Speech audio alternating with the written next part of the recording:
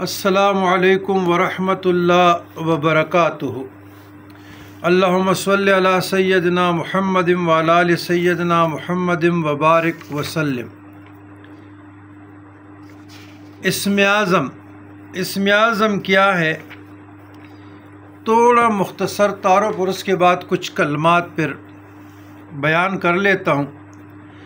اسم اعظم سے مراد اللہ سبحانہ و تعالیٰ کا وہ صفاتی یا ذاتی نام ہے جسے پڑھنے سے اللہ تعالیٰ سے خصوصی تعلق پیدا ہوتا ہے، معرفت کے دروازے کھلتے ہیں۔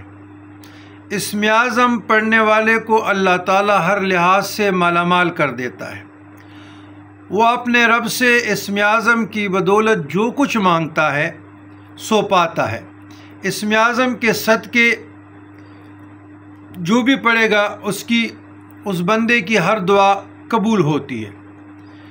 جن لوگوں کو اسم اعظم کا راز ہاتھ آ جاتا ہے وہ اللہ تبارک و تعالیٰ کے خاص بندے بن جاتے ہیں۔ اللہ انہیں دنیا اور دین میں انعام یافتہ بنا دیتا ہے۔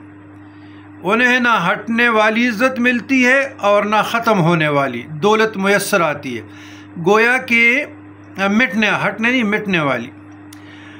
انہیں نہ مٹنے والی عزت ملتی ہے اور نہ ختم ہونے والی دولت میسر آتی ہے، گویا کہ اسم اعظم ہر کام کی کنجی ہے اور گناگو فیوزات اور برکات کا حاصل ہے۔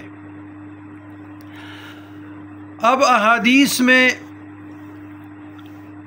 پہلی حدیث حضرت جابر رضی اللہ تعالیٰ عنہ سے روایت ہے کہ حضور علیہ الصلاۃ والسلام نے فرمایا کہ تمام اذکار سے افضل کلمہ طیبہ لا الہ الا اللہ ہے اور افضل الدعاء الحمدللہ ہے۔ پھر دوسری حدیث حضرت سعد سے ہے رضی اللہ عنہ کہ رسول اللہ صلی اللہ علیہ وسلم نے فرمایا کہ حضرت یونس علیہ السلام نے مچھلی کی پیٹ میں یہ دعا پڑھی تھی، لہٰذا جو مسلمان کسی حاجت کے وقت اس دعا کو پڑھ کر جو بھی دعا کرتا ہے وہ قبول ہوتی ہے۔ لا الہ الا انت سبحانک انی کنت من الظالمین۔ تیسری حدیث آل عمران کی جو آیت ہے اور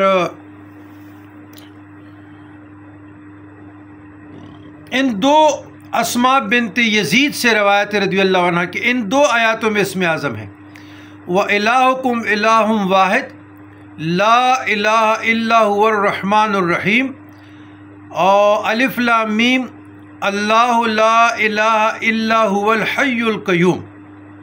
یہ اسماء بنت یزید رضی اللہ عنہ سے روایت ہے کہ ان دو میں اسم اعظم ہے۔ چوتھی جو حدیث ہے حضرت برید رضی اللہ تعالیٰ عنہ سے مشکات میں حدیث آئی ہے، اللہم انی اسألک بأنک انت اللہ لا الہ الا انت الاحد الصمد الذی لم یلد ولم یولد ولم یکن لہ کفوا احد۔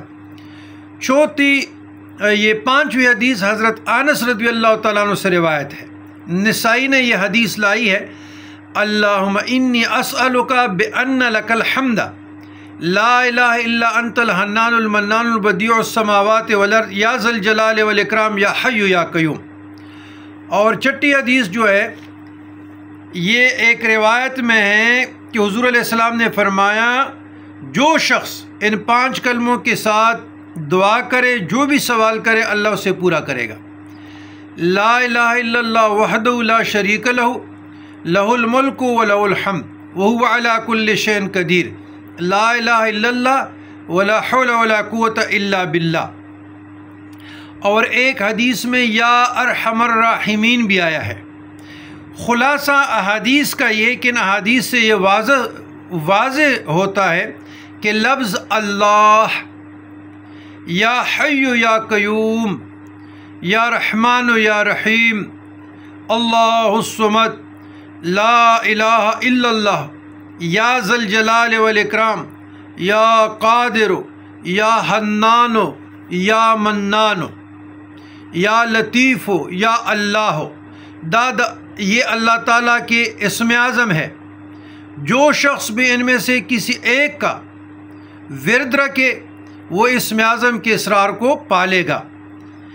تو اسم اعظم دنیا اور آخرت میں کامیابی اور اسم اعظم میں مشکلات کا حل موجود ہے، بشرط یہ کہ خلوص سے دل کے ساتھ اس کا وظیفہ کیا جائے، بلکہ ولایت کا راز ہی اسم اعظم ہے۔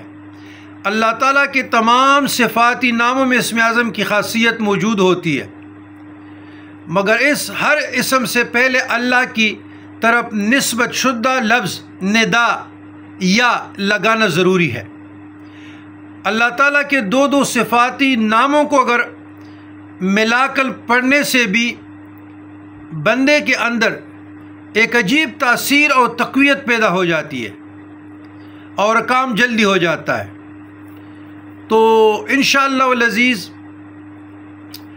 کچھ صفاتی نام دو کر کے مختلف کاموں کے لیے وہ بھی انشاءاللہ اگلے ویڈیو میں عرض کر دیتا ہوں۔ والسلام علی من اتبع الہدی۔